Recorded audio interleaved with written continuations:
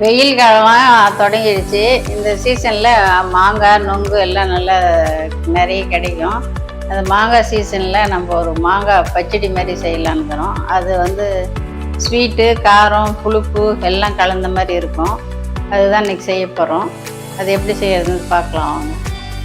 இதுதான் இது கிளிமூக்கு மாங்கான்னுவாங்க, இல்லை பெங்களூரான்னுவாங்க. இது வந்து புளிப்பு கம்மியாக இருக்கும், வெறுமனே சாப்பிட்றதுக்கும் நல்லாயிருக்கும். அதுதான் இன்றைக்கி இந்த மாங்காய் பச்சடிக்கு செய்ய போகிறோம்.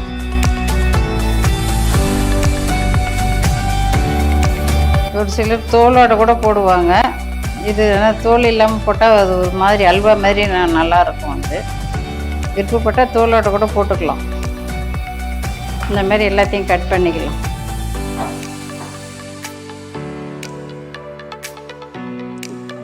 ஒரே ஒரு மாங்காய் தான் அது எடுத்து சின்ன சின்னதாக கட் பண்ணி வச்சுக்கிறோம். இப்போ அதை செய்ய ஆரம்பிக்கலாம். இப்போ அடுப்பத்தை வச்சு ஒரு வானொலி வச்சுக்குது. இது ஒரு 2 ஸ்பூன் எண்ணெய் மாதிரி ஊற்றிக்கலாம். சாப்பாட்டு எண்ணெய் எதுனாலையும் ஊற்றிக்கலாம். கொஞ்சோண்டு கடுகு, காஞ்ச மிளகா 2,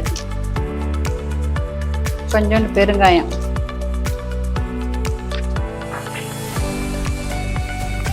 இப்போ மாங்காய் சேர்த்துடலாம்.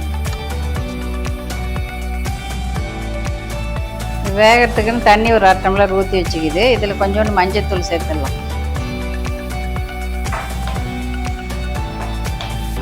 கொஞ்ச நேரம் மூடி வைக்கலாம். கொஞ்ச நேரம் கழித்து திறந்து பார்க்கலாம். 10 minutes later. திறந்து பார்க்கலாம். நல்லா பாதி வெந்துருச்சு. இந்த ஸ்டேஜில் உப்பு சேர்த்துடலாம்.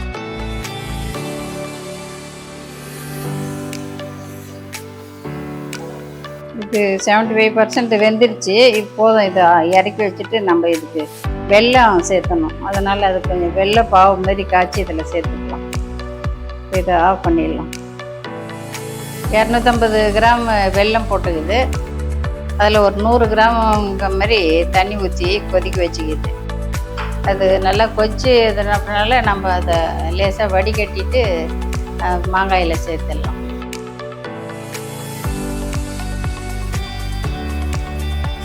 இப்போ வெல்லம் நல்லா கரைஞ்சிடுச்சு, நல்லா கொதிக்குது. இது இறக்கிட்டு நம்ம அந்த மாங்காயில் சேர்த்துடலாம்.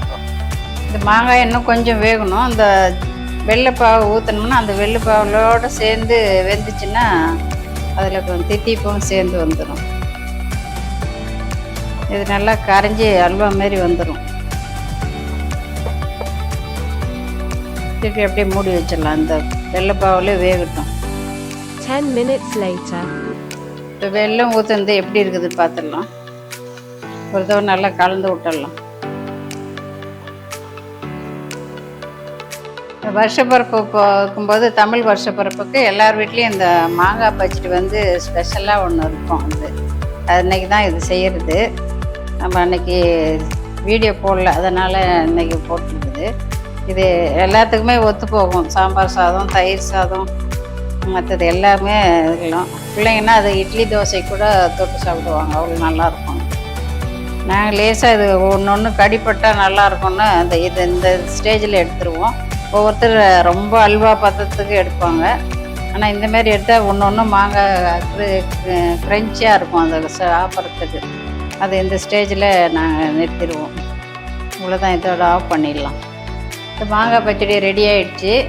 இது வந்து எல்லோரும் விரும்பி சாப்பிடுவாங்க. அது இந்த சமயத்தில் கூழ், கம்பங்கூழ், ராகி கூழ் அந்த மாதிரி இருக்கும்போது மோர் ஊற்றி கரைச்சி குடிக்கும்போது இது தொட்டுக்குன்னா ரொம்ப நல்லாயிருக்கும். அது இப்போ லீவில் பிள்ளைங்க எல்லாம் வீட்டில் இருப்பாங்க. இது செஞ்சு கொடுத்தீங்கன்னா ஸ்வீட் சாப்பிட்ட மாதிரியும் இருக்கும்.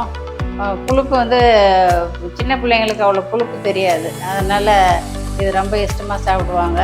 இது நான் எங்கள் வீட்டில் செய்கிற மெத்தடில் செஞ்சுட்டுருக்கிறேன். நீங்களும் உங்களுக்கு விருப்பம் வந்தால் அது மாதிரி செஞ்சு பாருங்கள். இன்னொரு வீடியோவில் பார்க்கலாம். பை.